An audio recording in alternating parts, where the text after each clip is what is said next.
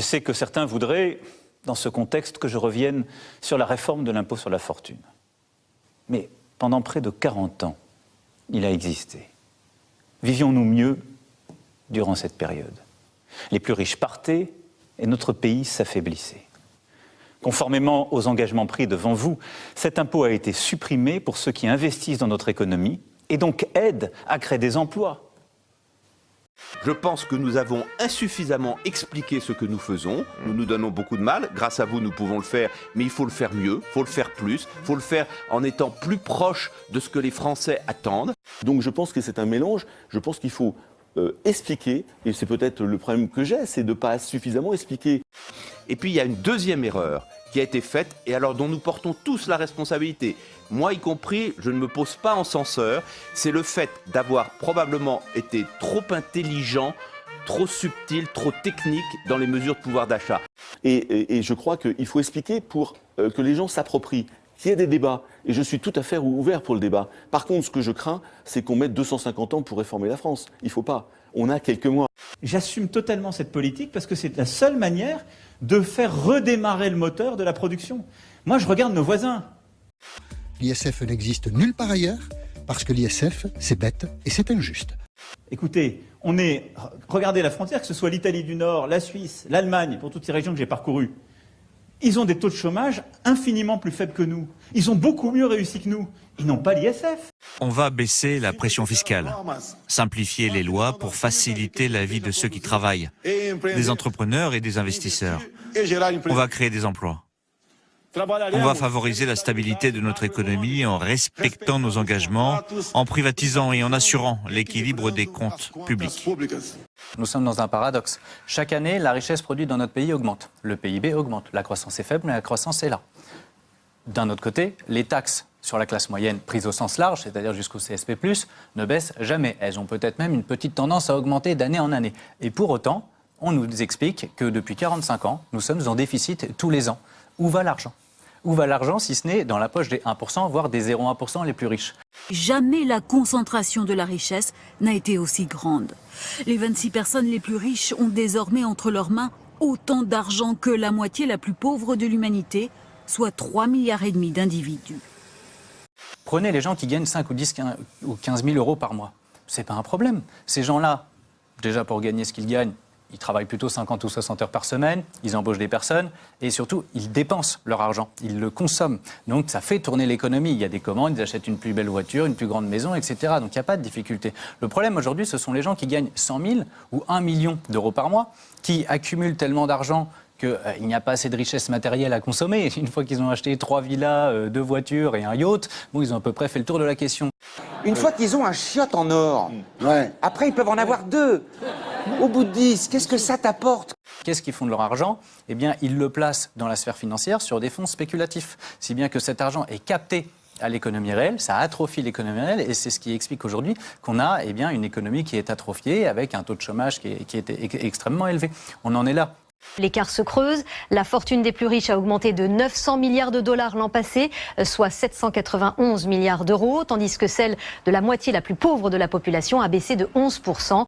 Moi, j'aimerais ce soir qu'on parle un peu de ceux qui vont très très mal et qui, comme monsieur le disait, on n'a peut-être pas un impôt sur notre salaire, mais on a une TVA tous les matins. Et même le clochard sur son carton, quand il achètera sa flotte, son litre d'eau, son sandwich, son papier toilette, il paiera de la TVA. Vous n'êtes pas d'accord? Et il aidera tout le monde. Je ne pense pas que les riches doivent se sentir ostracisés dans notre pays. De toute façon, ils ont des responsabilités. Et d'ailleurs, beaucoup d'entre eux l'exercent, notamment par le financement qu'ils apportent à l'économie. Et ça, le dire, ça n'est pas céder à la démagogie, mais c'est dire la vérité.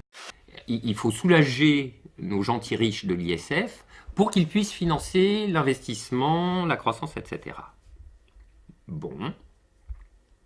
On nous explique à longueur de journée que la finance permettrait le financement de l'économie réelle. C'est faux. En réalité, dans la finance, vous avez ce qu'on appelle le marché primaire et le marché secondaire. Sur le marché primaire, vous avez 2 types d'opérations. C'est soit une création d'entreprise, soit une augmentation de capital. Dans les deux cas, on achète des actions, voilà, soit parce qu'une entreprise grossit, soit parce que tout simplement elle entre sur le marché. Exactement. Et donc vous avez une création d'actions. Ce sont les 2 seules opérations qui permettent un financement apporté à une entreprise. Le reste, c'est de la spéculation sur des actions qui ont déjà été vendues depuis longtemps par les entreprises. Exactement. Exactement, ça c'est ce qu'on appelle le marché secondaire. Or aujourd'hui, 97% des transactions s'opèrent sur le marché secondaire. Donc quand les gens aujourd'hui très riches achètent et vendent des actions, elles le font à 97% sur le marché secondaire, si bien que ça n'apporte aucun financement nouveau aux entreprises.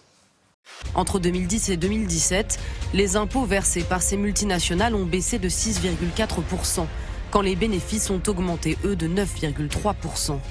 En parallèle, leurs dividendes versés aux actionnaires sont en hausse de 44%, quand leurs effectifs en France ont baissé de 20%.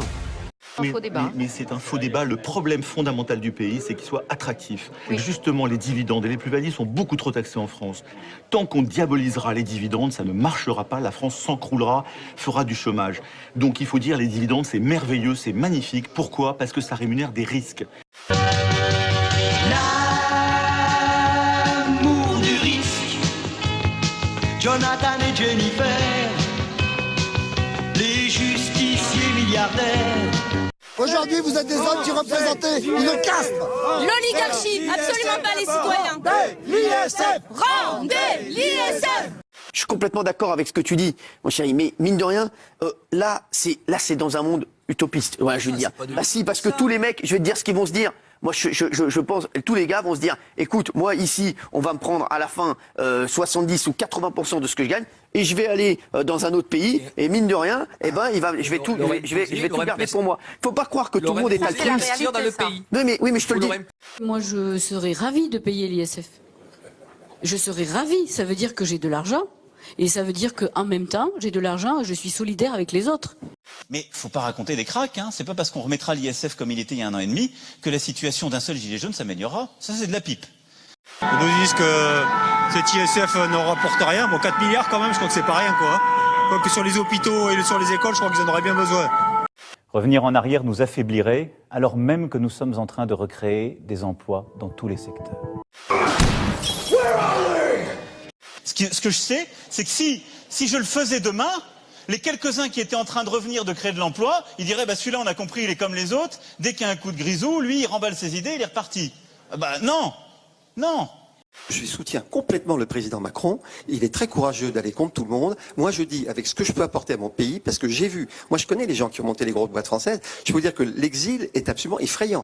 Quand on dit ils vont partir, faut arrêter avec ça. Ah oui, on dit aux pauvres gens, la France, tu l'aimes ou tu la quittes. Il faut dire aux riches, la France, tu l'aimes ou tu la quittes. Oui, monsieur Carré. L'argument qui est toujours utilisé, à savoir la fuite des capitaux et la fuite des très riches, en réalité, les données sont très simples. Vous avez 350 000 personnes qui sont assujetties à l'ISF et vous avez en réalité par an 800 personnes qui partent et 300 personnes qui reviennent. Donc vous avez une balance nette de départ de 500 personnes par an. Donc ça fait grosso modo 0,2% des contribuables de l'ISF qui partent seulement. 0,2%. Cette perte a été chiffrée en termes de rentrée fiscale.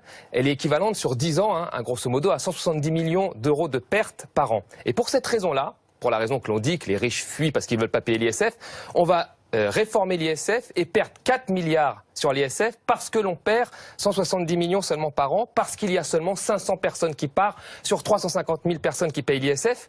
Qu'est-ce que c'est que cet argument? Le ministère des Finances disait 500. Il y a des gens qui disent que c'était 10 000 personnes qui partaient par an, si vous voulez. Et moi, je pense qu'il y en a en gros 60 000 partis, avec en gros, je pense, de 10 millions par personne. Il y a en gros 600 milliards qui est parti. Et il y a pas mal de preuves, c'est qu'on sait qu'en Suisse, par exemple, il y a un seul canton où il y a 95 milliards d'argent de Français. Et c'est un canton suisse. Un pays qui n'est pas tout à fait communiste, qui s'appelle les États-Unis, et qui pratique l'impôt sur la nationalité. Oui. Et donc, plutôt que de faire l'impôt sur la territorialité, on va faire l'impôt sur la nationalité, comme ça, peu importe, ils sont français, ils peuvent aller partout dans le monde s'ils veulent, mais il n'en résultera pour eux aucun avantage fiscal, parce qu'ils paieront l'impôt dans le pays où ils seront allés, mais s'il en résulte pour eux une différence favorable, eh bien la différence, ils la reverseront. Il faut réformer l'Union européenne alors. Si c'est un rêve, je le saurai. Si on a envie de prendre comme modèle le système fiscal et le système de redistribution américain, pourquoi pas? Mais il faut savoir qu'aux États-Unis, par exemple, quand vous allez accoucher, vous devez payer la totalité. On peut prendre ce qui est bon aux États-Unis et pas prendre ce qui est mauvais. Oui, mais il faut le financer.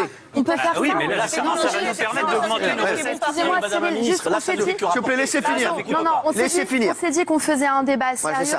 Voilà, moi, l'idée d'être là, c'est aussi d'essayer de cadrer un petit peu les choses. On apprend à apporter les outils les plus adaptés possibles à chacun de nos élèves, dans un groupe. Mais on est des gens sérieux, on n'est pas non plus chez les bisounours et on ne peut pas se dire on va prendre le bon d'ici et que ce qui en plus est l'impôt sur la nationalité. Donc je crois que c'est important. Non, mais on est aussi dans un pays, on aime, pardon, je vais le dire, je suis désolée Cyril, on est un pays où on aime se plaindre aussi. En fait, les gilets jaunes, vous êtes des enfants. Vous adorez qu'on vous plaigne. Eh ben moi, un enfant, quand il se plaint, tu sais ce que je fais? Je lui en tatoue 5 sur le coin de la gueule, là, tu vois, parce que ça l'aide à avancer, à passer à autre chose. En fait, ce qu'il faut comprendre, c'est que un président, eh ben, c'est un peu comme un papa. Un papa, ça prend des décisions qui font pas toujours plaisir, mais qui sont toujours dans votre intérêt, même si vous, là, vous êtes pas forcément capable de le comprendre. La question de l'ISF qui revient chez beaucoup de nos concitoyens, c'est pour ça que c'est pour moi pas du tout un tabou, ni un totem, si je puis dire. Bien sûr que oui, les gilets jaunes, oui, vos revendications, oui, il les entend. Il les entend, mais il s'en fout. Ouais, on peut pas avoir pitié de tout le monde, t'avais qu'à devenir riche si tu voulais qu'il ait pitié de toi. Et vous avez dit en 2017, juste après ça, qu'à la fin de l'année, il n'y aurait plus de SDF dans les rues en France. Vous savez combien de SDF sont morts l'année dernière? En 2018, 510. 510 SDF sont morts l'année dernière parce que vous n'avez pas mis la politique en place malgré la promesse que vous avez faite. La première bataille, c'est de loger tout le monde dignement. D'abord, je n'ai pas dit en juillet 2017 et je n'ai pas pris l'engagement de campagne d'avoir 0 SDF. J'entends beaucoup de gens qui disent ça. C'était en juillet 2017. Donc je n'ai pas pris cet engagement de campagne et je n'ai pas dit ça même en tant que président. Je ne veux plus, d'ici la fin de l'année, avoir des femmes et des hommes dans les rues, dans les bois ou perdus. J'ai eu à Orléans un mot sur les personnes demandeurs d'asile qui étaient dans la rue et les bois. Et donc j'ai dit que je souhaitais que toutes ces personnes soient accueillies. C'est une question de dignité, c'est une question d'humanité et d'efficacité là aussi. Ça fait 27 euros. Oui. 27 euros de moins de retenue. Vous êtes d'accord avec moi? Oui. Pourquoi j'ai 100 euros de moins? Ça, c'est pas normal, ça moi-même je ne comprends pas. Est-ce que vous me répondrez? Ah, je ferais mieux que vous répondre, je vais le régler. Je dirais juste que j'impose les mains. Comment dire, je sers de véhicule entre l'énergie et le patient. Voilà. Vous avez une très grande famille. Vous devez vous occuper de tous les enfants et c'est vrai que c'est pas facile tous les jours. Et on vous offre 1 an de course, voilà, pour toute la famille. Nous, notre métier quand même, c'est de nous intéresser à l'humain et évidemment qu'on s'intéresse à tout ce qui se passe. Ce que je ne comprends pas, c'est que dans notre pays, je crois que le système redistributif est des plus élevés au monde. Enfin, j'ai appris qu'il y avait des chiffres incroyables. Sur 36 millions à peu près de foyers, il y en a 19 millions qui paient des impôts et la moitié des recettes fiscales repose sur 400 000 personnes. Donc ça veut dire qu'on est ensemble. Ça veut dire qu'il y a une vraie solidarité et que tout le monde a envie. Je veux dire, on dépend les uns des autres. Et ça, c'est important quand même de temps en temps de le rappeler. Je pense que les hommes politiques devraient le rappeler aux Français.